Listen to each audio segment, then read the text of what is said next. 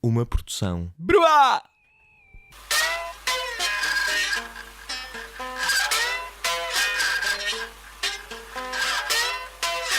Selma, bem-vinda ao podcast Odeio Artistas. Bem-vinda e odeio artistas. O que é que tu achas? O que é que tu achas? Até porque estamos à vontade, nós somos amigos já há algum tempo. O que é que tu achas deste título? Olha, Gostava acho o mesmo máximo, acho espetacular. Aliás, quando eu partilhei com o António, que é o meu marido, o título, ele fartou-se de rir, ele disse no título espetacular. E por acaso coincidiu com uma conversa que nós estávamos a ter, que era que eu estava a dizer: pá, eu às vezes tenho paciência nenhuma para artistas. E depois, passado pouco tempo, tu mandaste a mensagem, e percebo perfeitamente, quer dizer, não em toda a extensão Claro, do ser artista, mas eu até li um livro há muito pouco tempo que, bem, com um título brasileiro que diz a arte não precisa de justificativa. E que fala um bocadinho sobre os artistas, e aqui estou a falar, é um livro cristão, à luz da fé cristã, que fala muito sobre nós termos que explicar porque é que fazemos um determinado objeto artístico. Se por um lado no meio secular tens que explicar porque é que és crente, no meio cristão tens que explicar porque é que és artista, e é uma chatice e é preciso justificar. Mas há algumas coisas que eu realmente detesto nos artistas, e há assim alguns tiques que eu estou sempre a pedir às pessoas que estão à minha volta para estarem atentos e dizerem: por favor, digam-me se eu tiver assim alguns requintes de artista, mas que eu acho que também, por outro lado, também fazem do artista o artista. Ou seja, se por um lado podemos odiar os artistas por algumas características que são menos simpáticas, por outro lado, a sensibilidade e a forma de expressar e a arte em si provavelmente não seria possível se não houvesse determinadas características em ser artista. E eu vejo isso muito, por exemplo. Vou agora fazer uma comparação das artistas que eu conheço bastante bem e que são muito distintos. O Paulo Furtado, o Tiger Man, é uma pessoa que no dia a dia é super tímida e que chega ao palco e é um artista brilhante. E se calhar, se não fosse um grande convencido no palco, não teria aquele impacto que tem e no palco e nos filmes e no cinema e noutras coisas. É uma pessoa bastante autoconfiante, mas depois tu não consegues ver isso no dia a dia. Mas ele precisa da arte para poder ser artista. Ou então, por um lado completamente oposto, o Rodrigo Leão, que a nível pessoal parece ser um atado social, para a pessoa mais inadaptada socialmente, que não consegue manter um telefonema durante mais do que 2 minutos. É mesmo engraçado. Eu, às vezes telefono-lhe e ele despacha-me em 30 segundos. Sim, vamos, então vá, adeus, beijinhos. E eu: está tudo, pip. Mas que depois precisa de, se calhar acaba um concerto e vai para o quarto do hotel. Estou aqui a fazer confidências dos meus amigos artistas, mas vai para o quarto do hotel e fica a tocar durante não sei quanto tempo e a desenhar, e isso às vezes pode ser um bocadinho irritante, não é? Porque queres ter uma conversa normal com alguém, e poder fazer um telefonema em que estás só a perguntar se está tudo bem, e aquela pessoa não consegue, não consegue aguentar mais do que aqueles segundos, aquela fração de segundos, mas que depois tem uma forma de apresentar a sua arte de uma maneira muito, muito, muito especial. E sabes, é significativo. Por isso é que eu te queria ouvir, até mesmo em relação à tua opinião, porque eu acredito que, se Deus quiser, eu ainda tenha um vasto arsenal para, neste programa, chegar até ao ponto de convidar artistas para não, de certa maneira, para explorar as minhas incompatibilidades com eles. Agora, tu queres um ringue de boxe? Agora, tenho de confessar, aliás, tu estares aqui é sinal disso. Eu tenho de confessar que comecei por convidar aqueles com quem, pelo contrário, não tenho grandes incompatibilidades com. Sim. E portanto, o que às vezes, como podes calcular, também pode tornar a conversa menos interessante se eu estiver à procura de um ringue. Mas também, por outro lado, eu acho que a graça é essa, é que a distância entre o amor e o ódio, para já, se calhar nós às vezes separamos-los em dicotomias e não compreendemos que o amor, o amor mais verdadeiro não está distante de uma profunda antipatia com aquilo que mais nos irrita nas pessoas em quem nós amamos, não é? Que mais amamos. Tu dirás isso provavelmente em relação ao António, eu direi em relação à Ana Ruth. Quer dizer, as pessoas que mais nós amamos são aquelas às quais nós somos mais sensíveis somos hipersensíveis em relação às pessoas que amamos. Portanto, quando se diz odeio artistas, há um lado, se calhar não é assim tão escondido, de que a conversa vai para o amor que nós temos à arte, àquilo que as pessoas fazem. Tu começaste por mencionar, é curioso, eu não conheço o Paulo Furtado, conheço o Rodrigo, e tudo isto me faz lembrar de quando nós nos conhecemos e pronto, eu não leves a mal. Quando é que nós nos conhecemos? Pois é, eu sou uma pessoa que facilmente vai parar ao passado. Quer dizer, estava a pensar para mim, acho que conheço desde sempre. Eu lembro-me, não. Fui eu que fui à tua igreja. Foi, tem muita graça. Aliás, tem graça porque nós geralmente esperamos, temos de ser nós a ir até aos artistas, não são os artistas que vêm até nós, mas de facto mas tu também és artista. Depois,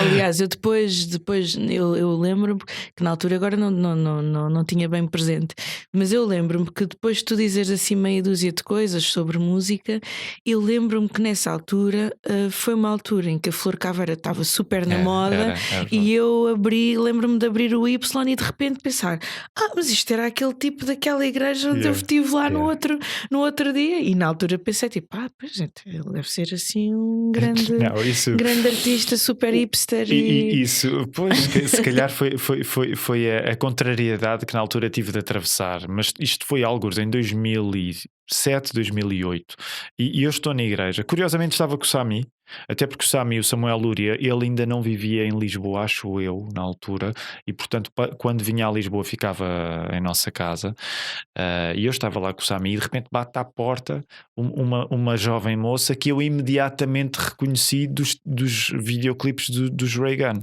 Mas disfarçaste muito bem. Porque não me ficava bem. Bem-vinda Selma, a cantora dos Reagan. Até porque isso, eu não sei como é que tu és, mas eu talvez até por não ter a relação mais saudável com artistas, eu sou daqueles que tenta disfarçar, o que se calhar só faz de mim mais ridículo ainda. Mas se eu estou na presença de alguém que é óbvio que eu sei quem é, ou que se espera que eu possa saber quem é, eu faço conta que olha, ainda agora vinha ali na Lapa e ia apanhar o metro para vir para aqui e passei pelo Marcelo Camelo e ele olhou para mim, eu olhei para ele e eu dei-lhe aquele olhar de eu não sei quem tu és, e é óbvio que eu sei quem tu és, mas... eu sou muito eu nessas coisas não sou nada discreta. Bom, eu em geral não sou uma pessoa muito discreta, mas há uma coisa que eu acho que é, não é o alimentar o ego de um artista, mas eu, por exemplo, se eu gostar de alguém, eu sou a primeira pessoa que, se vir do outro lado da rua, atravesso a rua e vou ter com essa pessoa só para dizer, tipo, eu sou super fã. Eu fiz uma primeira parte de um concerto do Marcelo Camelo e estava com a Malu.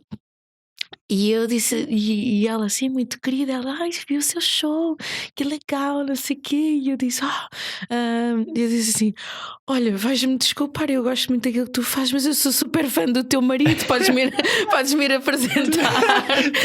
Disse. E ela foi apresentar, e ele, nossa, é muito bom. Eu assim, nossa, que legal e tal. E eu disse, não estás bem a ver, eu conheço os álbuns todos de Los Hermanos e discorro tudo aquilo que conheço, porque eu acho que nós vivemos muito pouco tempo, não é? A nossa vida terrena, e é tão importante nós podermos chegar às pessoas com aquilo com aquilo que é o melhor delas, né? Elas não são, os artistas aqui neste caso não são perfeitos, mas eu sou muito declarativa no amor, no amor que tenho pelas pessoas, por aquilo que elas fazem, já com a plena noção de que elas não são perfeitas e que pronto, e que não tenho ilusões absolutamente nenhumas em relação ao caráter delas serem perfeitinhas, mas no que diz respeito à arte, eu gosto muito de ser muito elogiosa, porque eu acho que isso, se de um fã, não é? E tu que tens estado em palco, ficas obviamente grato quando alguém se sente tocado pela mensagem que tu estás a transmitir, e no meu caso, a maior parte das mensagens são mensagens espirituais ou mensagens ativistas, e para mim é muito importante que as pessoas digam, gostei muito. Então, se for de um artista, ainda a pessoa ainda se sente mais enternecida. Então faço muita questão de dar esse passo, porque o vejo como uma coisa muito pouco natural dos artistas. Nesse aspecto, odeio os artistas porque não se elogiam muito. Aqui estamos em discordância, porque não têm essa eu não lhe queria chamar falta de humildade, mas não têm essa ousadia, sabes, de serem elogiosos uns para com os outros. Também não quero entrar naquele discurso, dizem todos mal uns dos outros, mas há aquelas comparações que até acho que vem muito no decurso da forma como se vê a vida no digital, não é? Quem tem mais likes, quem é que apareceu na fotografia de não sei quem, ou quem é que foi convidado para uma coisa e não foi convidado para outra, e eu já me vi muito enfiada, como eu gosto de estar com as pessoas, não é? Já fui vítima, exagero, mas do contrário. Porque é que não me convidaste? Porque é que eu não estava lá? Porque é que não? E eu fico a pensar, tipo, disparate. Não, acho que isso não legitima um artista. Para mim legitima muito mais estes atos que às vezes até são mais incógnitos, que ninguém sabe que eu me babei ao lado do Marcelo Camelo. Mas repara, tens toda a razão, porque para já tens a razão, não o disseste porque foste gentil, mas eu acho que muitas vezes por trás de alguma ausência de reconhecimento daquilo, de um fã, de um admirador em relação a uma pessoa que faz algo que ele gosta, às vezes por trás da ausência desse reconhecimento o problema está na pessoa que se sente impedida de reconhecer, que se sente impedida de louvar, precisamente porque tem uma ideia errada acerca de si. Portanto, a humildade não é um conceito errado acerca de nós. A humildade é o conceito certo que te liberta para te louvares, sem dúvida nenhuma.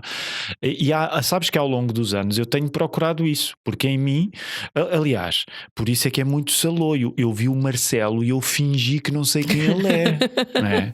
Não sou eu que estou acima das glórias do mundo e que não sei quem é aquele cantor brasileiro que passou. Não, é precisamente o contrário. Eu estou tão impressionado que não quero reconhecer a impressão em mim. Claro, também eu sou sincero. Pois há uma certa diferença entre aqueles que tu vês, porque eu tenho tentado procurar isso. E agora, por exemplo, não te vou dar um exemplo de um artista, mas vou dar um exemplo agora, aliás, pegando na palavra artista no seu sentido mais positivo que pode ter, porque o sentido do grande artista em Portugal é uma coisa que também tem graça, o tipo, como o Luís me lembra, o tipo da artimanha, não é? Mas, por exemplo, dependendo do grande artista, eu consigo relacionar-me nisso, por exemplo, com grandes pregadores. Uma vez eu estive numa conferência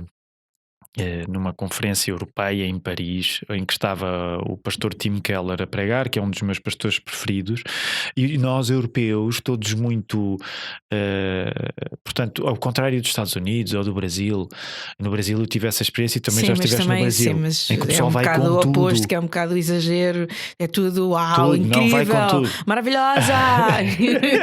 Calma, ainda nem abri a boca, incrível, linda. calma. Mas agora imagina Mas achas que é tudo a fingir e que é tudo falso. Aliás, essa é uma das coisas que é difícil explicar para quando o pessoal chega dos Estados Unidos ou do Brasil, explicar aos nossos irmãos brasileiros a dizer, olha, não é má vontade, mas para o europeu uma admissão ou tu pronunciares tão rapidamente o maravilhamento que sentes é uma coisa que geralmente as pessoas desconfiam, não aceitam. Mas agora imagine o exagero disto. Na Europa está lá o Tim Keller a falar e nos intervalos ninguém ia ter com ele. E eu digo ao meu amigo Rui, que estava comigo em Portugal, eu já me deixei dessas tretas, eu tenho aqui um livro que trouxe, eu vou-lhe pedir um autógrafo e vou querer uma fotografia. Portanto, eu estou a tentar mudar, Deus tem-me ajudado, eu estou a tentar, e fui ter com o Tim Keller e tirei a fotografia, pedi o autógrafo, portanto, precisamente porque o que eu lhe quis dizer era aquilo que tu estavas a referir e que eu concordo em absoluto, que é, esta pessoa é demasiado importante, e usando as categorias bíblicas que nós usamos como crentes, porque eu sou crente e tu és crente também, e portanto não me sinto mal de estar a usar o nosso linguajar crentão, mas que é, esta pessoa, Deus já fez tantas coisas maravilhosas na minha vida à custa desta pessoa, que eu calar-me diante disto sim. É até uma rebelde, é uma rebeldia em relação à existência. Eu também portanto, acho eu tenho de ir lá. Eu consigo imaginar-me a fazer isso com o Bob Dylan, que o via passar no autocarro, num dos concertos que eu assisti dele no Minho, aqui há uns anos em Vilar de Mouros, mas não tive como chegar a ele. Portanto, eu consigo imaginar até em Portugal com alguns essa busca. Disseste com razão que há muito mal viver, muita inveja, muito entre os artistas, às vezes na falta de reconhecimento. Mas também depois existe uma coisa que, sou-te sincero, e isso sim anima o título deste podcast, que é, tu vais a um concerto, Selma, e tu sabes bem do que eu estou a falar. Os artistas são todos amigos uns dos outros, elogiam-se todos muitos aos outros em palco. Eu no outro dia fui a um concerto de uma pessoa muito querida, mas ele quer agora apresentar-vos esta pessoa, é um grande escritor de canções, e depois chama o outro e também é um grande escritor de canções. Já não tens elogios tão maravilhoso que tu desconfias e portanto, tu sabes que isso também existe. E depois os artistas encontram-se em palco. Atenção, e nós dois até já fizemos isto, eu não tenho nada contra, mas tu sabes que também são coisas do ritual que são muito irritantes, que é os artistas em palco abraçam-se, cantaram juntos, dão um grande abraço, aquilo acaba, parece o mundo até Gênesis 2, o pecado está sempre por acontecer entre os artistas. Achas que estou a exagerar? Não, achei essa graça. Mas qual é que é a pergunta então? Que é, tu disseste, às vezes os artistas não se reconhecem, e eu estou a dizer, olha que eu acho que às vezes os artistas reconhecem-se demais. Eu acho que depende também muito dos meios. Eu estou casada com um artista para o qual eu sou uma exagerada, por exemplo. Ele se calhar obviamente mudou, mas ele vem da cena do rock, que não havia essas misturas, essas fusões todas. Não, tu tens o teu clã e estás dentro do teu clã, e portanto para ele era assim um bocado, não é preciso tanta mistura. Não é preciso tanta mistura e tantos convites e tantas coisas feitas em conjunto. Portanto, eu tenho em casa um exemplo de alguém que se calhar também tem sido mudado e moldado, e que agora vê as coisas de uma forma um bocado diferente, e que inclusive acho que até abriu um bocadinho mais a sua mente em relação à música, porque achava tudo horrível e tudo uma grande apirezada. É verdade. Eu já quero falar, eu vou falar do António, mas sim, deixa-te dizer que eu depois quero voltar ao António. Mas para responder à tua pergunta, eu acho que essa parte também excessivamente elogiosa vem com uma pressão social, uma pressão social também um bocadinho do parecer bem, porque no fim do dia, lá está, eu há bocado estava a falar do Paulo e do Rodrigo, porque eles são amigos fora do palco. São pessoas para quem eu telefono se eu tiver um problema, são pessoas que sabem que eu sou cristã, são pessoas que conhecem a minha casa, a minha família. Estou a falar de verdadeira amizade, e não daquela coisa e eu já tive que aprender um bocado com isso, que é, pá, podemos estar em palco e ser one big happy family, não exatamente a Kelly family, mas assim, tipo, pronto, que estamos todos juntos e é muito fixe. Mas a mim interessa muito mais o lado fora do palco e dessa amizade. Ou seja, quando eu faço um elogio a um artista, não estou à espera de ser amiga, de ser amiga dele, não é? Mas acho que isso acontece essencialmente porque há uma pressão social muito grande dos likes, do eu quis estar, e por isso é que eu estava a relatar há bocado que eu já sofri um bocadinho desse bullying do porque é que não me convidaste. Eu antigamente fazia uma coisa que achava muita piada, que eram as selfies. Pronto, eu tirava uma fotografia com as outras pessoas, às tantas comecei a sentir a pressão, não fizeste uma selfie comigo. Eu disse, mas eu só faço isto quando me apetece. E há um bocado esta questão da aceitação e de sermos aceitos e de sermos vistos com muitas pessoas, e isso a mim irrita. Isso são coisas que me irritam. Ou conversas como porque é que aquela pessoa há de ganhar. Existem estas coisas, né? Das diferenças dos cachês, e aqui nem sequer estou a falar da discussão da questão de género, etc. Não, estou mesmo a falar de porque é que aquela ganha mais do que eu? E eu fico a pensar, ou aceitas ou não aceitas fazer uma determinada coisa, mas depois, se for preciso, essas pessoas estão juntas em palco e a fazerem e a tecerem esses elogios. Eu acho que vivemos um tempo, se calhar isto sempre foi, mas este é o meu tempo, em que a aceitação é uma pressão constante e diária, e a aceitação nos meios, nos meios sociais, nas revistas, nas redes sociais, etc. E isso faz com que haja muito mais esta amizade e esta admiração imensa pelo grande escritor. Fui à manifestação pela cultura. E no final da manifestação, e fiquei obviamente muito contente e pensar, bem, estão aqui artistas muito diferentes, sei lá, desde o Tony Carreira à Marisa ao Samuel Lúria ou a outros artistas, ao Escalema, fiquei muito satisfeita em ver tantas pessoas juntas para defenderem uma causa. Mas no final da manifestação termina com os vampiros, com o Zeca Afonso, que chama os amigos todos, não é? para virem tocar e cantar. E eles eram realmente amigos, não é? E eu tenho tido a oportunidade de conversar e trabalhar com o Carlos Alberto Muniz, com o Júlio Pereira, com pessoas que viveram no mesmo tempo que eles, e há um sentido de identidade que vai muito para além da música, vai muito de encontro com a mensagem e com uma vivência conjunta que se está a ter, que eu acho que é uma coisa que falta um pouco mais na nossa geração de artistas, que é não é só um encontro de géneros musicais em que, ok, tu és da mesma linha, ou tu és amigo, ou eu tenho a vantagem de conseguir fazer muitas coisas em meios diferentes e sou chamada para fazer coisas diferentes, então eu sinto-me tipo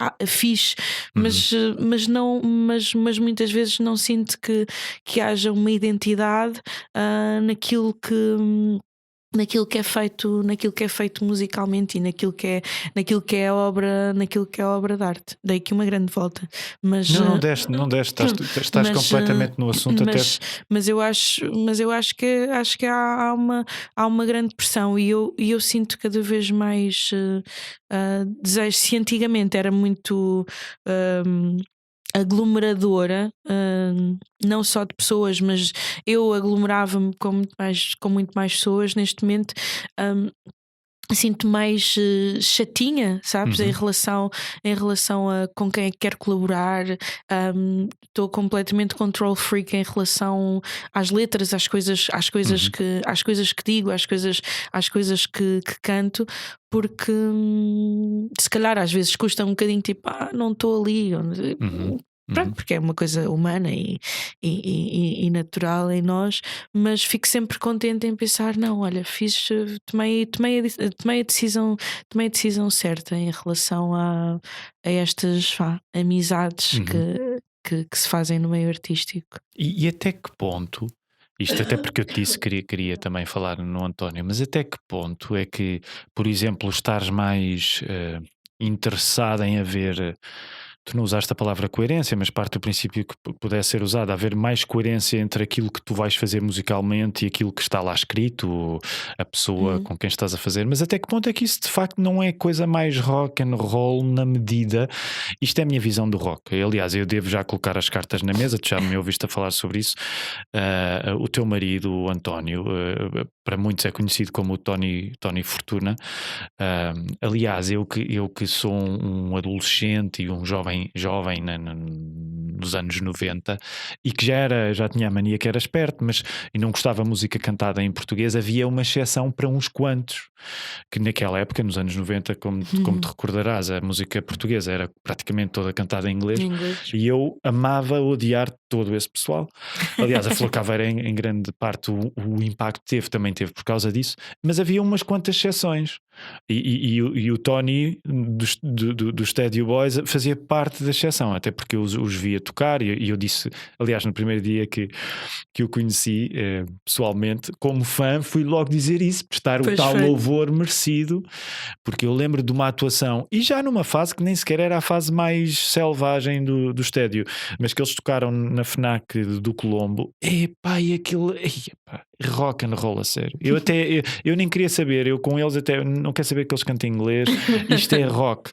Ora, porque é que eu estou a falar nisto? Porque ainda por cima é muito engraçado, eu já fiz isto com os meus miúdos, que como somos amigos, eu não resisti fui buscar ao YouTube clipes antigos dos Teddy Boys e a mostrar aos meus miúdos, dizer, estão a ver, olhem o António aqui, e eles com uma grande dificuldade de encaixar, sim, porque sim. o António ainda por cima, isso é o que lhe acontece quando ele dá aulas e há uns professores ou uns alunos tipo, eu vi o setor no vídeo, completamente, e eu só louco. Digo assim, graças a Deus tu não ficavas nu. Ele diz, eu só não ficava nu porque eu é que ia para o moche e depois era mais chato. Mas é verdade, ele nunca ficava, ele não fica nu, mas quando os outros ficavam nus. A única razão pela qual ele não punha um frango em frente ao seu aparelho reprodutor era porque ele depois ia para o moche e depois não dava jeito. Podia ficar lesado. E há uma certa semelhança, eu e os amigos gostamos de notar este facto, há uma certa semelhança entre o Tony daquela altura e o Robert De Niro, porque há ali os gás pronto, isto para dizer, de facto essa convicção que o rock and roll é uma oportunidade, isto eu sei que pode soar mal, mas eu acho que tu estás a ir ao encontro disso, agora se eu gostou de dar uma grande volta, mas o rock and roll é uma oportunidade, e o privilégio também é disso, de tu fazeres inimigos. Isso é uma oportunidade, não no sentido em que tu tens má vontade em relação às pessoas e estás num plano de extinção da raça humana, mas no sentido em que as palavras têm importância. Eu não estou a dizer que todo o rocker conceptualiza a importância das palavras, mas quando tu tens a oportunidade de chegar a um palco, tu não estás lá, vamos dizer, isso não é propriamente solidariedade. Não. Portanto, tu tens de saber escolher o que vais fazer. Portanto, quando eu te ouço a falar numa certa reserva, eventualmente mais antiga, do António, em que houvesse um espaço assim, tanta comunhão, tudo é comunhão, há sempre espaço para mais um, eu percebo isso, porque o rock tem um bocado a ver com isso, com marcares uma posição. E nesse sentido tu estás a marcar mais a tua posição. Eu acho que, no meu caso, tem muito a ver com eu nem quero utilizar essa palavra, deixa-me substituí-la. No meu caso, acho que tem muito a ver com alguma evolução espiritual, ou seja, passei a ter algumas coisas, a ter um outro entendimento da importância daquilo que Deus queria que eu fizesse durante o meu percurso musical, ou seja, eu não faço questão nenhuma de ser uma cantora daquelas cristãs dos Hillsongs e não sei o quê, uma cantora não quero nada disso, mas por outro lado percebo a importância daquilo que faço, não por aquilo que as pessoas estão a ver ou ser impactadas, mas por aquilo que eu acho que é muito importante que continua a acontecer comigo. E nesse sentido acho que há, tu seres um crente destemido, traz-te um bocadinho esse rock and roll. Eu lembro-me que uma vez houve um amigo que me disse: "Opá, não percebo, eu sei que aquela pessoa é cristã, mas eu não percebo nada do que é que ela está a dizer." Não percebo nada, não percebo absolutamente nada daquela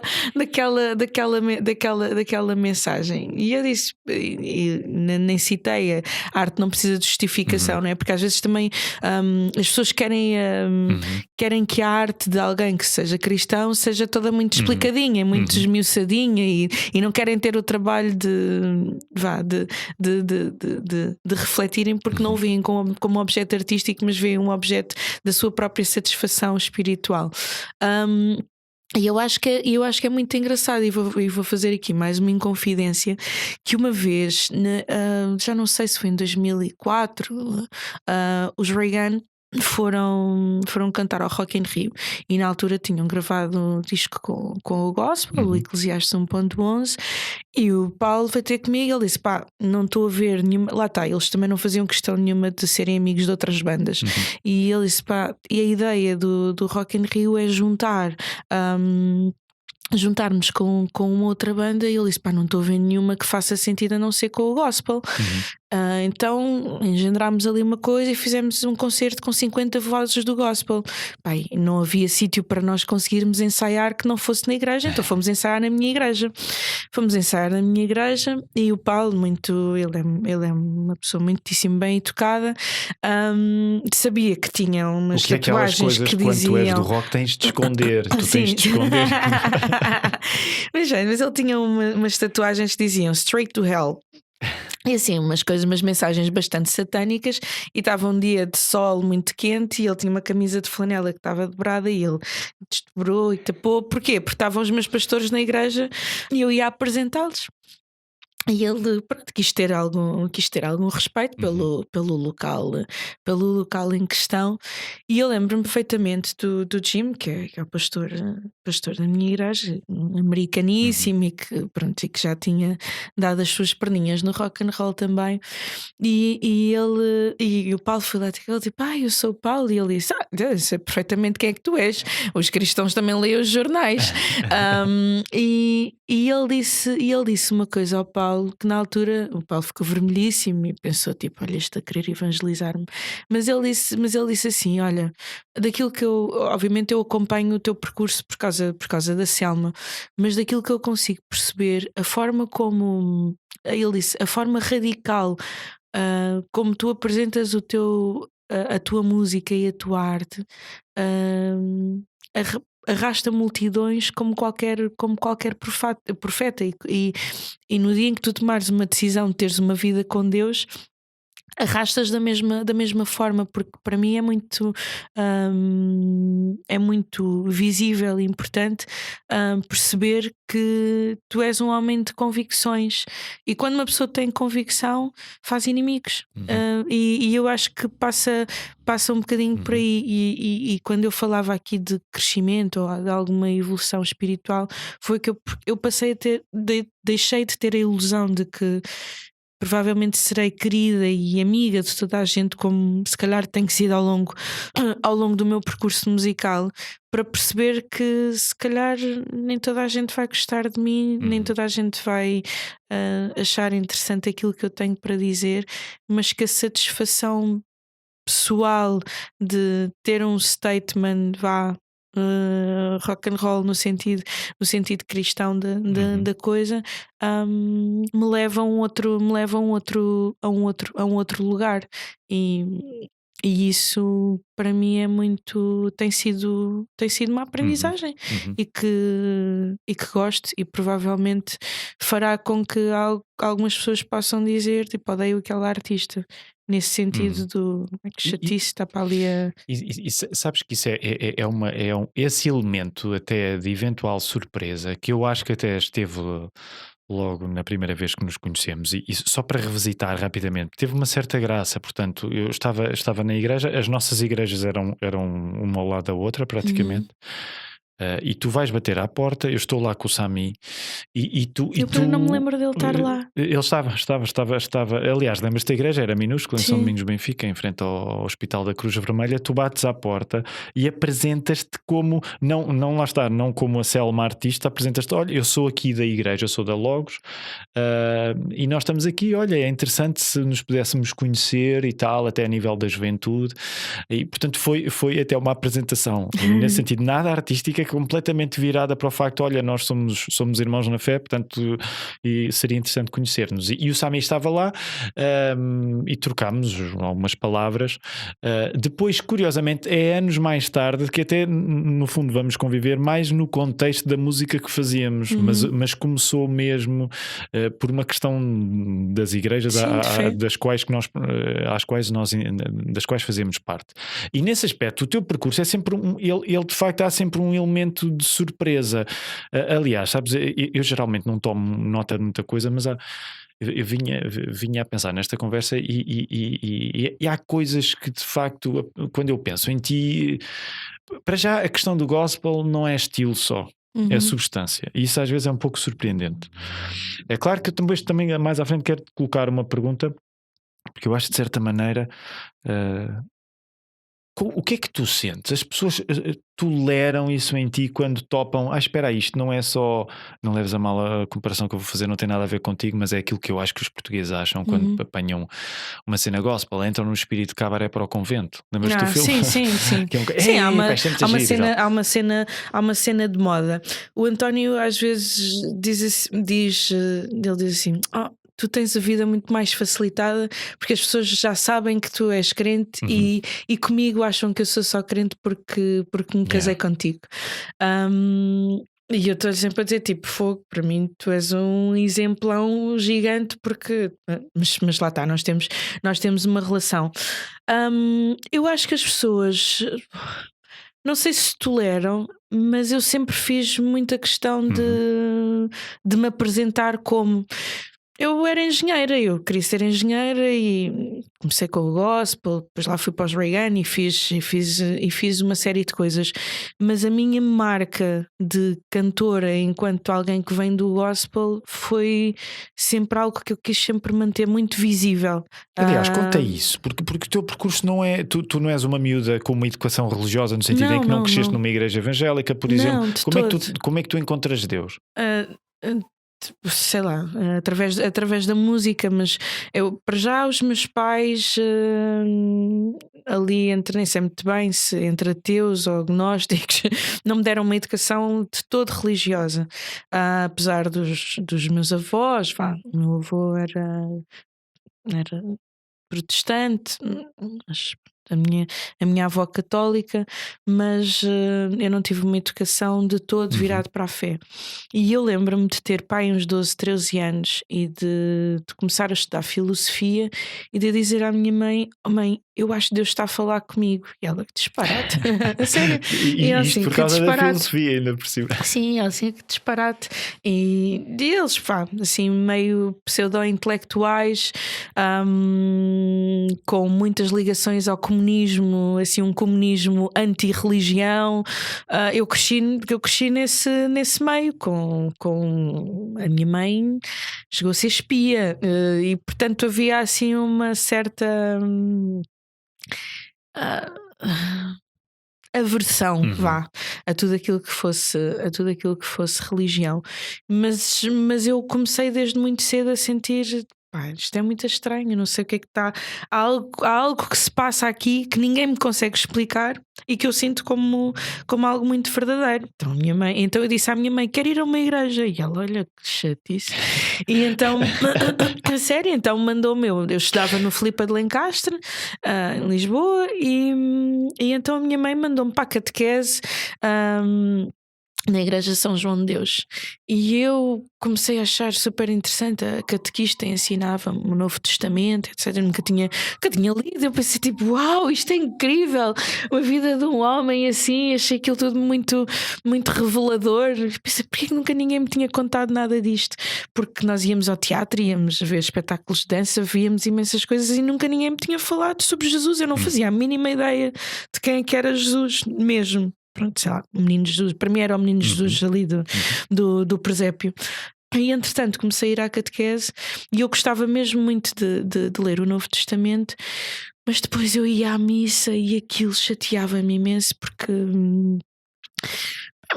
era um ritual que eu via como um ritual dos miúdos betos da Avenida de Roma que iam para lá namorar, uns iam para estavam aos melos. Aquilo começou-me a chatear e eu pensei, não era durante nada, a missa, era a seguir, era a seguir a pá, missa. antes, durante, sei lá, pronto. E eu achava aquilo tudo muito. Para mim era um contrassenso e de facto algumas obrigações. Houve uma coisa que eu nunca fiz, eu fiz uma vez só, que era a confissão. Eu achava mesmo muito esquisito a cena de eu pensava, pá, mas eu desde miúda que eu acho que Deus fala comigo e agora de repente eu tenho que ir contar as coisas a um padre. Não quero, não queria e sentia-me assim meio enganada naquela relação. E pronto, depois acabei por me afastar um bocado porque sentia que aquilo era. Até havia muitos dogmas e eu chateava-me ter que rezar Ave Marias e fazer coisas que não me faziam muito sentido. Até que houve um dia em que eu estava em casa de uma prima e nós saíamos imenso à noite para dançar. Gostávamos imenso de dançar e ela começou a dizer: opá, não tens noção, há um tipo que me está sempre a chatear, a falar de Deus e a falar de Jesus, não sei o quê. Eu ia passar férias com ela. O que é que nós fazíamos? Punhamos o telefone em alta voz e ele ficava lá a pregar e nós ríamos. Pronto, ríamos, ficávamos ali disparado. Até que a minha prima começou a mudar um bocadinho e eu pensei: o que é que se passa com a Tatiana? Já não vamos para as discotecas e não sei o quê. Nós não íamos fazer nada de mal. Mas ela fazia anos, foi em setembro de 2000 e ela faz anos a 13 de setembro de 1999 e na festa de aniversário dela estava lá esse tipo, era o Carlos Ançã, com quem nós gozámos tanto e de repente ela tinha o convidado para a festa. Não fazia muito sentido. Mas ele foi muito sábio na altura. Toda a gente se foi embora, eu ia ficar em casa da minha prima a dormir e ele disse: gostava muito de fazer uma oração por ti para abençoar a tua vida no final da festa. E eu pensei, weird, mas pronto, ok, demos as mãos. Eu pensei, muito místico. Eu sempre super desconfiada, assim, super místico. Mas depois houve uma coisa que aconteceu que me desarmou por completo. Ele fez lá a oração, mas ele começou a cantar. E eu comecei a cantar e eu comecei a chorar desalmadamente. Não tinha nenhuma razão para estar a chorar. E comecei ali a cantar e pensei: o que é que se está a passar comigo? Eu estou maluca. E depois super envergonhada, mas também estava toda a gente de olhos fechados. Então pensei: ok, tudo bem.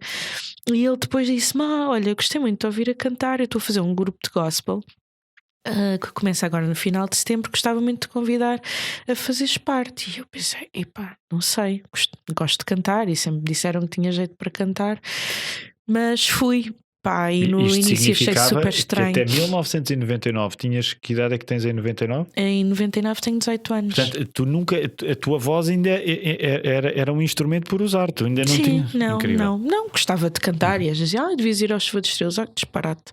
Porque para mim era uma coisa normal, cantar mais ou menos afinado não era nenhum dom sobrenatural. Tipo, ok, gosto de cantar. Mas eu lá fui para o gospel e aquilo era super intenso, porque não era um grupo em que tu fosses lá, ensaias, não. Ele tinha uma carga espiritual super intensa. Ele começava os ensaios sempre com imensas orações e não sei o quê. E eu pensava: mas que gente tão estranha, que gente tão esquisita. E depois havia pessoas de denominações diferentes, mas mais conservadoras, outras super carismáticas. Aquilo para mim era estranhíssimo. Chegava à parte do cantar e eu não conseguia ficar indiferente àquilo. E eu sentia: tipo, este é o Deus que eu sinto de uma forma que ninguém pode dizer o contrário, não é? E então começou assim o meu relacionamento o gospel, com a igreja, e portanto sempre que me convidassem para cantar, eu queria levar esta alegria, queria levar este amor, queria levar esta paz que eu sentia, e por isso ao longo dos anos todos a minha impressão digital foi sempre a minha referência ao gospel. Eu venho do gospel. Com os Reagan eu vinha do gospel, e era isso que eles queriam em mim, mas depois que eu ali sentia ainda mais a pressão, não é? Uma miúda, tinha 20 anos quando comecei a cantar com os Reagan, 20 ou 21 anos, a cantar com eles. Bem, nós andávamos, eles convidaram-me para a digressão francesa. Bem, que às vezes tens o palco e atrás tinhas um backstage com linhas, com riscos, com cocaína, com heroína, com pronto, um buffet. Buffet de álcool, de drogas, de tudo e mais alguma coisa. E eu a pensar, depois, agora que eu me converti, agora que eu fui colocado aqui. Sim, agora não, que eu não não estou, e ninguém nos Reagan consumia drogas, mas estou a falar do tipo mas o tipo de contexto e o tipo de ambientes. E então eu ainda sentia mais necessidade de trazer a minha fé e o meu lado de nova convertida, que eu estava completamente deslumbrada, porque para mim era uma revelação completamente nova de uma Selma que tinha um amigo que não era um amigo imaginário. E eu lembro-me de ir para Moçambique e de conversar com os meus pais e de lhes dizer: olhem, eu agora, para além de querer ser cantora, eu converti-me. E o meu pai: ai, tu não me digas, vais ser uma daquelas fanáticas. Ele ficou mesmo preocupado. Estavam longe e começou logo a perguntar: e tu dás o dízimo? E eu assim: ó pai, tipo, tem calma, tipo, eu ainda sou uma pessoa normal, inteligente, tenho fé, é uma coisa. E a minha mãe: vamos tentar ver isto pelo melhor lado, não é? E para eles foi assim um choque. Para os meus pais foi um choque muito, muito grande. Mas depois eles começaram a perceber que a minha vida, que eu não tinha mudado radicalmente, como se calhar às vezes há pessoas que mudam muito radicalmente, como se calhar é o caso do meu marido, que mudou muito, mas que havia um plus. E esse plus eu fazia sempre questão de o levar para as outras pessoas. Demorei-me aqui imenso tempo a falar sobre isto, porque pronto, não demoraste nada. Sim, até porque uma conversa é assim mesmo, e estavas a responder até pelo facto de ao contrário do que podia parecer, um gospel, vamos brincar à Whoopi Goldberg lá sim, e eu continuo a cantar gospel desde 99. Sim. Ou seja, eu nunca larguei o facto de ter ido para os Reagan, ter ido para o jazz, de cantar com o Rodrigo Leão. Nunca. E aliás, é uma das coisas que eu tenho contratualizadas com a minha agência, que é: eu vou cantar gospel sempre. Obviamente há alturas em que eles acham: não devias ter uma determinada exposição, e eu disse: gospel não é acerca de negócio ou de música, é um negócio que eu tenho com Deus, e portanto, enquanto eu tiver vontade de o fazer, falo-ei. Então não está dentro do nosso contrato que o gospel faz parte da minha vida pessoal e privada, e portanto não. Tu és a artista mais parecida, bem, agora nos últimos anos, tu és a artista mais parecida com o Kanye West que nós temos. Tu é que mandas, não são eles que mandam em ti. E isso Epá, o Kanye West é bem maluco, mas está mesmo irmãozão agora, e é ótimo, mas porque isso também é uma coisa que neste caso não se aplica só ao facto do gospel para ti não ser só estilo, ser substância, porque tu, por outro lado, a última vez que eu te vi a cantar, isto soa bem dizer assim, e é 100% verdade, foi em Nova Iorque. A última vez que eu te vi, isto soa mesmo bem, né? Foi em Nova Iorque. Tu és no Central Park. Exato. Tu és a única artista portuguesa que eu vi a atuar em Nova Iorque, e que foi ótimo, porque ao mesmo tempo não é só a Selma que é cantora, e depois olha que aquilo do gospel é mesmo a sério, portanto se ela falar alguma, olha, mas ao mesmo tempo tu tens essa outra parte que eventualmente te pode até desencaixar mais no contexto evangélico, porque também és muito ativista. Portanto, eu estava a tomar nota a dizer isso. A Selma, por um lado, o gospel não é só estilo, é substância, mas, por exemplo, para um meio evangélico que geralmente é muito mais conotado à direita, mas depois é ativista, tem causas dela. Isso, por exemplo, também te sentes às vezes algum desencaixe e estamos à vontade. Por exemplo, eu sou um tipo mais à direita e tu és uma senhora mais à esquerda. Não, sabes como é que é? Sem querer estar a expor ninguém. Não, estou a brincar. Isto é o melhor do programa, é poder falar na vida dos outros. Eu recebo convites do PP, como recebo convites do PSD, como recebo convites do Bloco de Esquerda, como recebo convites do Partido Comunista. Porque se calhar, porque nem sempre as pessoas conseguem decifrar muito bem. Para as pessoas de esquerda, esse lado ativista significa um lado mais esquerdista. Para as pessoas, para as de direita, o facto de ser cristã e de não esconder isso dá-me uma conotação mais à direita. E a resposta que eu dou sempre que me fazem convites a nível político, e são muitos, no caso destas eleições presidenciais, eu recebi 4 convites para apoiar 4 partidos distintos. Então, sim, Selma, desculpa, eu duvido que haja mais alguém em Portugal e que é assim meio. E eu respondi isso: olha, eu fico obviamente muito honrada com esses convites, mas de facto a minha referência de Jesus não é uma pessoa nem de direita nem de esquerda. E isso para mim é muito revelador. Eu às vezes fico um bocado chocada com discursos de pessoas cristãs super extremistas para um lado ou para o outro, e eu fico a pensar, para mim a referência de Jesus limitar a um espectro político é realmente muito redutor, porque se nós, sei lá, se transpuséssemos a vida de Jesus para de há 2000 anos atrás para agora, provavelmente ele seria conotado como alguém de esquerda. E eventualmente o contrário também, ou seja, pareceria de esquerda para os de direita, eventualmente pareceria volta e meia direita para os de esquerda. Sim, enquanto dava ralhetes pareceria de direita, enquanto bebiam os copos pareceria de esquerda. Mas eu sinto sempre que a minha missão não é porque eu queira ser melhor aceite numas coisas ou noutras, mas eu fico incomodada, eu fico realmente incomodada com fome, eu fico incomodada com indiferença, eu fico incomodada.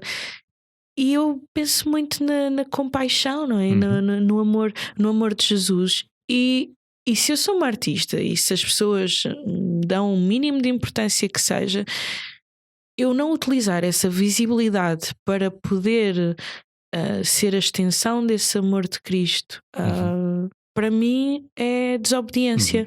E então eu não consigo, eu não abraço as causas todas. Pedem muitas coisas muito diferentes e eu não abraço as causas todas, mas eu abraço aquelas que incomodam sobremaneira o meu coração, e sinto sempre que tenho que ser dirigida por Deus para estar nessa linha da frente, mas elas não têm que ser com uma bandeira do partido. Eu sou do PSD ou do PS ou do que quer que seja, e portanto estou há anos a rejeitar.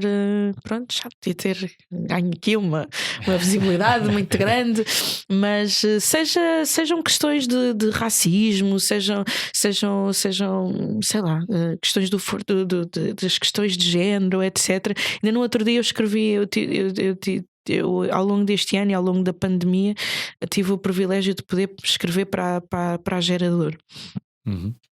E em todos os artigos quase eu fiz alguma citação bíblica ou de alguma coisa. E na última eu falei sobre a condição de ser mulher, e eu estava a falar sobre as duas fontes que me tinham inspirado a escrever aquele texto. E um deles era o blog das Benditas, da qual a tua mulher faz parte, e o outro era um podcast da Vanessa Augusto, que convida várias mulheres a falarem. E isso pode parecer assim meio meio contrassensual, não é? Mas a verdade é que eu acredito mesmo que as mulheres, no seu processo de empoderamento, esse empoderamento passa tanto por recebermos tanto quanto os homens, quanto por escolher ser mãe. Escolher ter uma vida em casa e às vezes vemos, para quem é de esquerda, vê-se a liberdade de uma forma que parece que não encaixa com alguém que é de direita, e para mim é tudo muito mais simples. Muito mais simples. Para mim, empoderamento não significa pisar as outras pessoas ou estar acima das outras pessoas, significa ser livre naquilo que sou. Então eu tento ser muito livre na minha fé e naquilo que Deus vai falando ao meu coração sobre os assuntos sobre os quais me envolver ou não. E nesse aspecto eu sinto também, irrita um bocado algumas pessoas que acham assim, tipo, que chatice.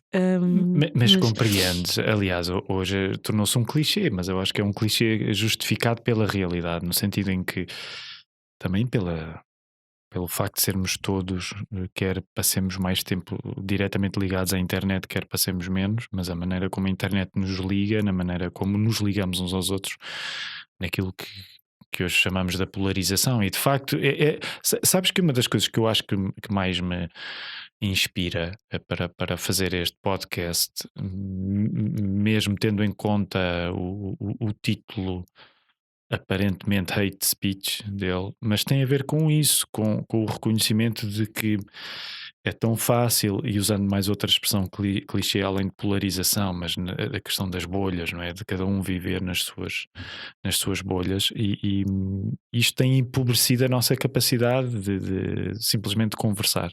Também ao mesmo tempo quero reconhecer, e ainda há pouco falava isso com a Rita e com o Luís, que os podcasts, apesar de para mim ser muito irritante, eu gosto de ser sempre do contra, e o que também é ridículo, mas uma das coisas interessantes em alguns podcasts é essa capacidade para conversar, porque por um lado reconheço que se calhar estamos a gastar demasiado tempo a encher-nos, outro clichê, de conteúdos de internet, mas por outro lado também é verdade que a internet às vezes permite esta coisa ótima, seja através do podcast ou de outra coisa qualquer, que é capacidade para conversar. Portanto, quando eu até falo num certo desajuste, eu acho que no teu caso é uma bem-aventurança, que é a capacidade que eu acredito que Deus tem dado, de tu também nunca corresponderes exatamente àquilo que se espera de ti. Uma das coisas hoje, e eu sei que esta é uma questão sensível, apesar de me sentir à vontade para tocar, até porque somos amigos, e embora estás sempre à vontade para rejeitar qualquer pergunta que eu te faço, que é, por outro lado, precisamente falaste nas questões de género e as questões de raça, que é, certamente, tu não sentes que às vezes que pelo facto de seres uma mulher negra, de que há uma espécie de invencibilidade, ninguém vai poder tocar em nada do que tu disseres, precisamente porque estamos num ambiente que se polarizou de um modo tal que se calhar tu vais poder dizer coisas que, permite-me a comparação, se fosse eu a dizer eu não me safava, e que tu vais te conseguir safar. Tu achas que isso faz sentido, ou é má vontade da minha parte? Não é má vontade da tua parte, mas eu confesso que isso às vezes me irrita. Uma vez houve um jornalista, foi o ano passado, já contei isto algumas vezes, porque acho que é um ótimo exemplo. O ano passado eu cantei no festival RTP Andamento, que foi na Alameda. Foi a primeira vez que aconteceu o festival, se calhar foi a última. Mas pronto, aconteceu na Alameda. Obviamente aquilo teve bastante visibilidade, porque era na RTP, era na rua, as pessoas podiam ver, podiam abraçar-se e estarem todas em cima umas das outras. E na conferência de imprensa, há um jornalista que se chega perto de mim e que me pergunta: Selma, como é que se sente ser a única mulher negra, imigrante, mãe? Aqueles estereótipos todos, discorreu os estereótipos todos, a estar aqui no festival. E eu olhei assim para ele, até com alguma arrogância, e disse: espero que me tenham convidado por ser um bom músico. E acabei ali a conversa e fiquei ofendidíssima com aquilo, e pensei: mas está-me a fazer esta pergunta Mas depois fiquei a pensar naquilo. E, efetivamente, eu era a única mulher no alinhamento, porque era o Salvador Sobral, o Pedro Abrunhosa, o António Zambujo, não havia mais mulheres. Eu era a única negra, eu era a única africana.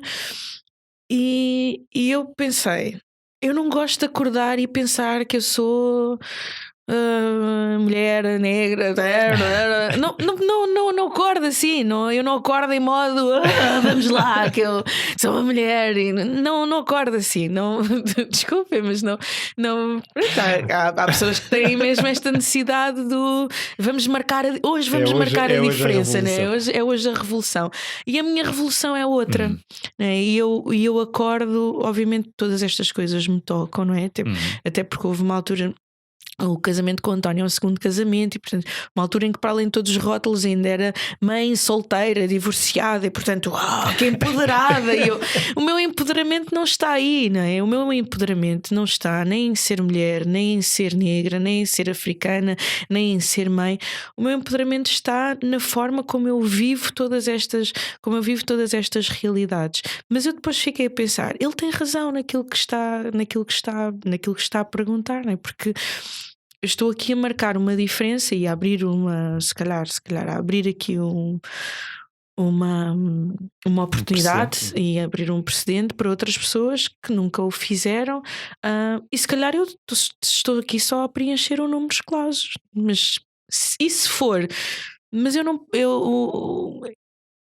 não posso ficar a racionalizar isso quando eu estou a fazer a minha arte. Eu, quando estou em palco, eu não estou a pensar que eu sou a mulher negra, africana, mãe. Obviamente isso faz parte de mim, mas o meu ativismo maior está na forma como eu giro e lido isso, com a minha fé e com o que está dentro de mim. E portanto eu bem que podia ser um homem feio, e eu sei que há imensas, obviamente existem imensas condicionantes que fazem com que ninguém possa ter o mesmo lugar de fala que eu tenho. E nesse sentido eu percebo a tua pergunta. Sim, há uma outra legitimação em relação a falar sobre racismo que eu tenho que tu não tens, porque tu não vives isso, não vivencias isso. Mas isso faz de mim melhor ou pior? Não faz, né? Então eu acho que a importância do lugar de fala e de escuta, que é o que acontece aqui num podcast, é gigante. Eu tenho vindo a apaixonar pelos podcasts, de ficar a ouvir as pessoas, porque dá espaço para as pessoas respirarem, não é? Há obviamente este lado digital, mas não há imagem em que estás a pensar, ai que gira, ou que giro, ou que preto, ou que... Não há muito este espaço. Há um espaço para respirar e para pensarmos e para sairmos um bocadinho da nossa bolha e fazermos uma reflexão muito mais conjunta do que individual. Eu também sei, por exemplo, que em relação às questões de racismo pode haver pessoas que me digam, mas tu nunca sofreste muito de racismo porque isto ou por aquilo. E eu depois tenho imensos exemplos que posso dar. Mas, por exemplo, eu sei que o facto de eu não tenho sotaque a falar, eu não tenho sotaque, a forma como me exprimo, posso não ser a pessoa mais eloquente a falar, mas tenho alguma destreza no meu discurso, tenho um curso superior, não sou feia, não sou muito escura. Isso são vantagens para quem luta, faz uma luta contra o racismo. E eu ouvi disparates na escola de pessoas que me diziam, ai, tu não és como os outros pretos. E eu ficava a pensar, então, mas e o resto da minha família, não é? E há muitas coisas que condicionam e que fazem com que o lugar que nós ocupamos seja mais depressa legitimado do que outros. Mas eu não quero ficar na história. Ou seja, eu quando ajo não fico a pensar, tipo, um dia vão dizer que eu... Não é acerca disso. E o meu pastor sempre fez uma pregação que eu que eu gostava muito de ouvir, que é: não é acerca de mim.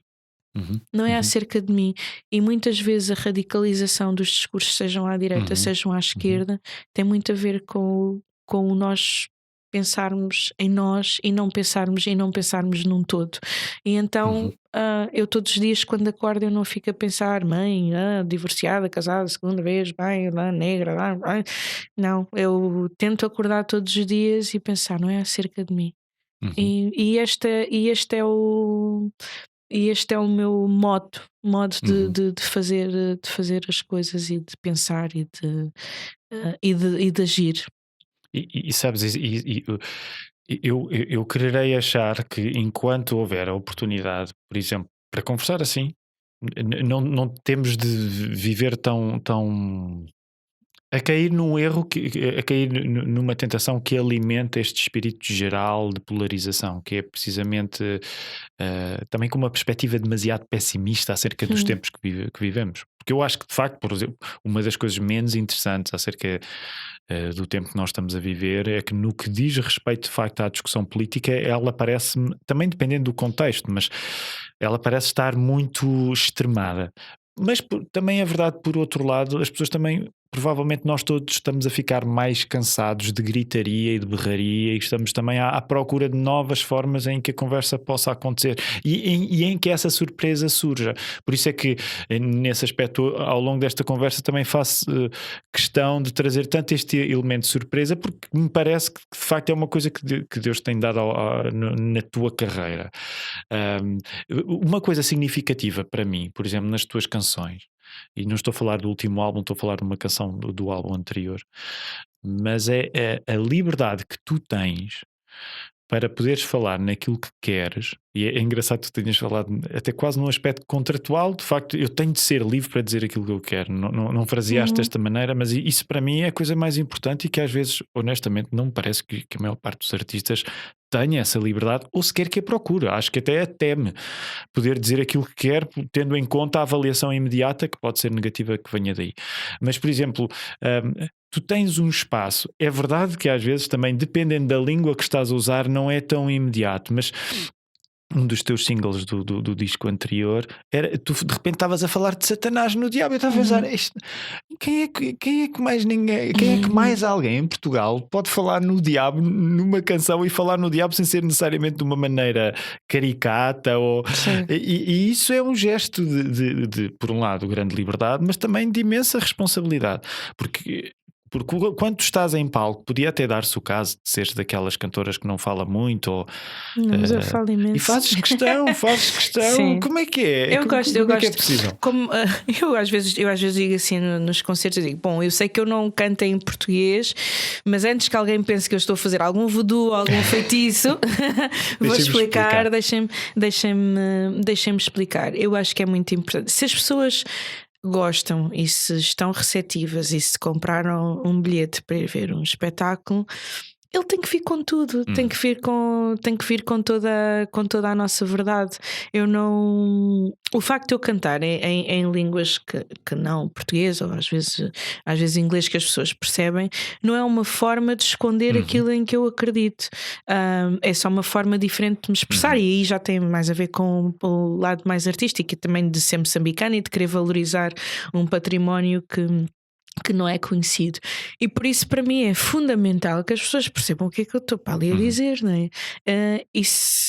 E eu às vezes tenho que falar sobre. Eu tenho muitas músicas que falam de morte, e eu falo sobre vida eterna, e as pessoas ficam um bocadinho chocadas, não é? E eu pergunto muitas vezes às pessoas: vocês têm noção de para onde é que vão quando morrerem?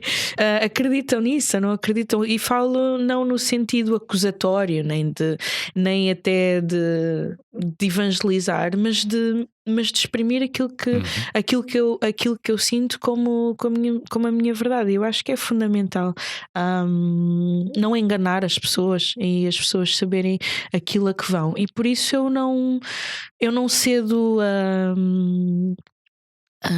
as escolhas de programadores de rádios, eu não cedo a tempos de músicas, eu não cedo a assuntos, não cedo a fazer as coisas mais pop para poder chegar, porque eu acredito que Deus, na sua enorme bondade, fez uma pessoa criativa de uma determinada forma. Não tenho canções que sejam fórmulas que sejam fáceis das pessoas memorizarem ou decorarem, mas não é acerca disso, não é acerca de ficar rica e famosa e de então aí eu a utilizar.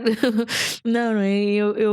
Eu acho que, como diz a Bíblia, a porta é estreita, não é? E eu acho que cada vez tenho desejado ser mais estreita em relação àquilo que eu estou a fazer, e sem preconceito. Eu muitas vezes tenho, às vezes é duro e é difícil, e tu conheces, por exemplo, a realidade brasileira e o último disco que gravei no Brasil, e eu estava muitas vezes com pessoas, sei lá, muito distintas de mim, do candomblé,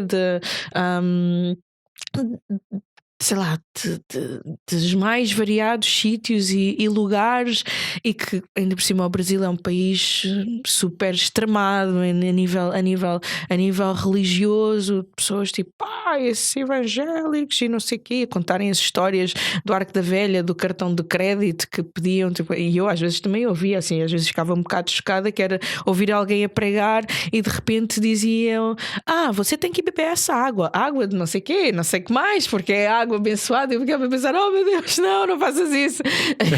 Não pregues e vendas a água do luso ao mesmo tempo. E eu sentia muitas vezes muito confrontada, muito mais do que aqui na Europa, que as pessoas são assim um bocado mais polite. E esse confronto, é um murro no estômago, porque depois entras no palco, você é maravilhosa, mulher negra, empoderada e não sei o quê, porque as pessoas veem aquilo, mas depois vêm-me orar e depois aquilo é super confuso para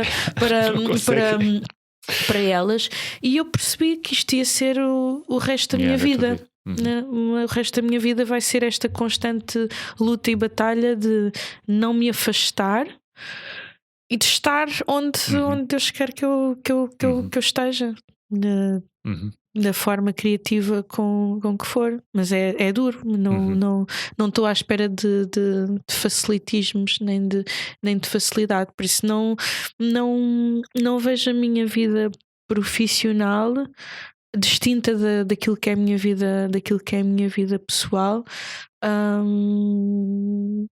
E assumo isso, assumo aquilo que às vezes pode ser bem visto, mal visto, e aquilo que às vezes pode se calhar atrasar aquilo que seria uma carreira super promissora, e que já estás não sei aonde, mas sinto-me super abençoada, e poder falar sobre determinadas coisas na Polónia ou na República Checa ou nos Estados Unidos ou onde quer que seja é uma enorme benção para mim. Não estou em nenhuma playlist de nada, nem apareço nas capas de revistas, apareço nas coisas de negócios e assim, a falar dos assuntos de Moçambique, assim, mas para mim, parar por uma pessoa, não é?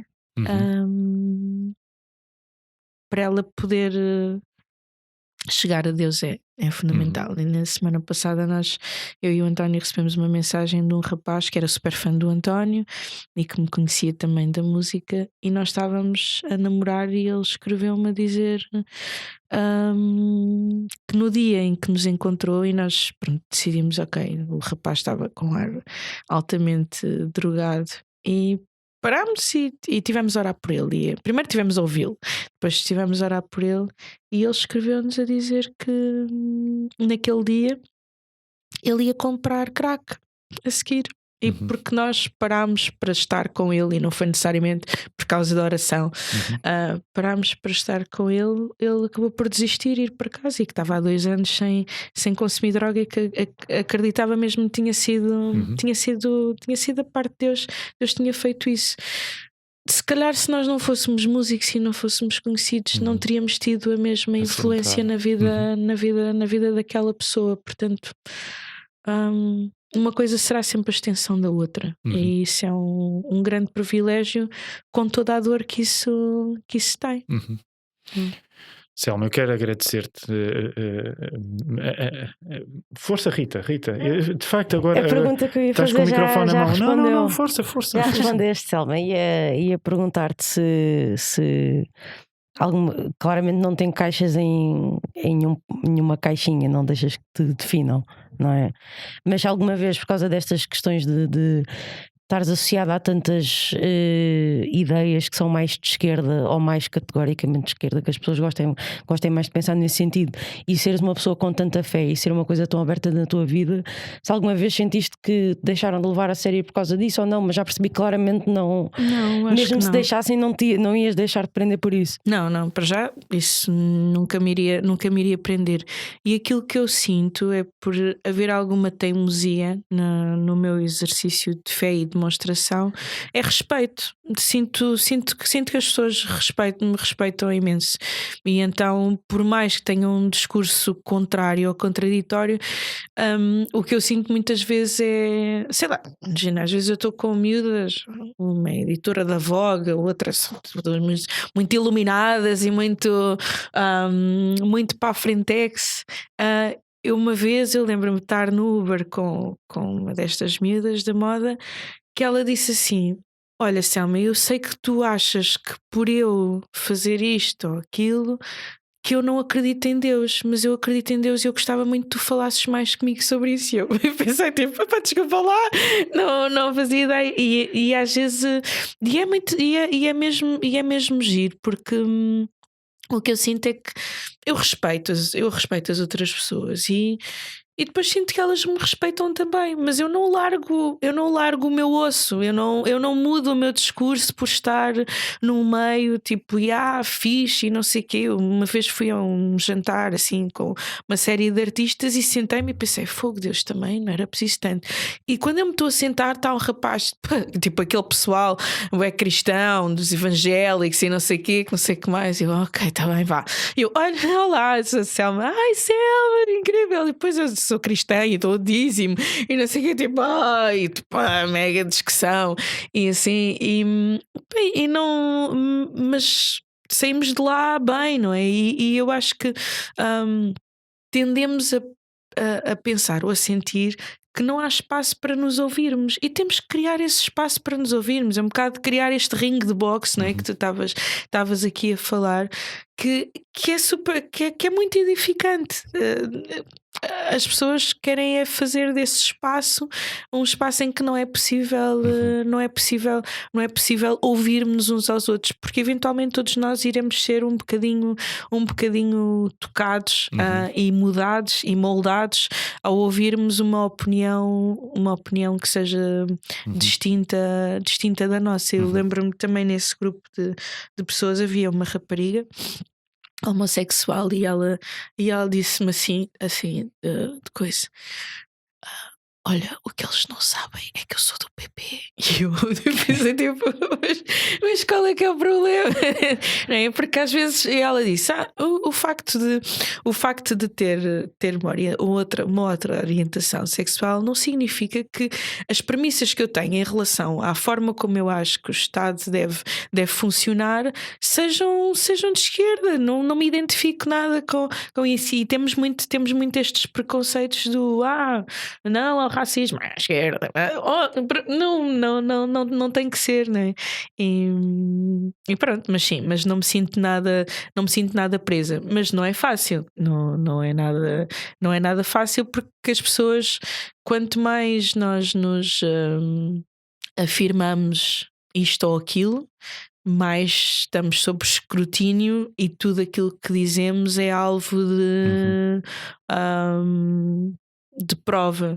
E para mim uma das coisas mais difíceis foi divorciar-me e continuar a ser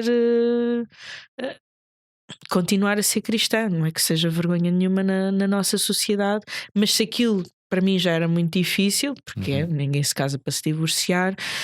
No contexto de quem quer manter alguma credibilidade, é um terror. É muito difícil, seja fora da igreja, seja dentro da igreja. Então, pronto. Músculo, muito músculo. Olha, eu quero agradecer-te.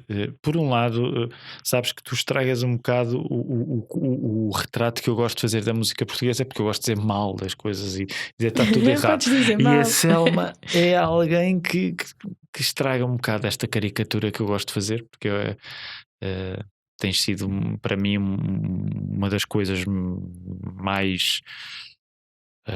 agora pensamos em inglês, é tão irritante, mas mais life-giving no nosso contexto, e portanto é mais difícil odiar artistas se eu estiver a conversar contigo. Quero agradecer-te muito, Selma. Obrigada. E já se tornou uma frase feita no final deste programa.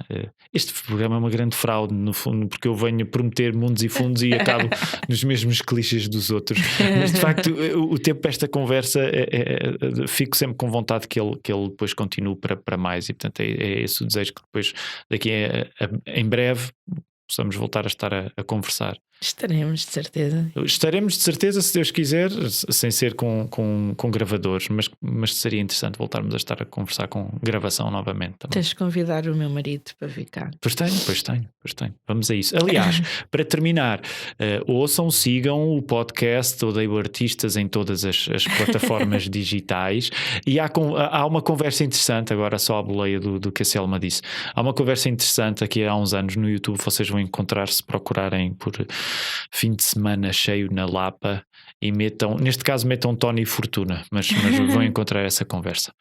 Um grande abraço para todos, um grande abraço, um abraço especial para ti, Selma. Obrigada, muito obrigado. E obrigada pelo convite, adorei.